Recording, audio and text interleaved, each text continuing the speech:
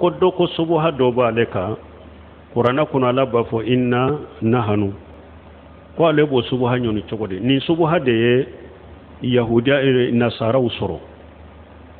ko alaw ye fulay alaw ye sabay ko pasga la ba fo inna ala ba fo nahanu mais anya fo chogomi qur'ana aya mununye mutasabiya fo ku sage kata muhakkama de ma nini aya subuha be yeska te qul huwallahu ahad oteba oyo muhakkama ka sage kato madro donc inna ala ba fu demir jamu abe arabu kanna ni arabu hari nyema ni ba fe ki yere bonya ni be hari kodo fo ni yere to yi ba fu nahanu inna obe arabu kanna ni ba fe ki yere bonya hari ni kelende ba fe ka kuma do fo masake i ba fu nahanu ube inna donc ni ala ko inna ube ko nahanu aya fo ayere bonyali de kama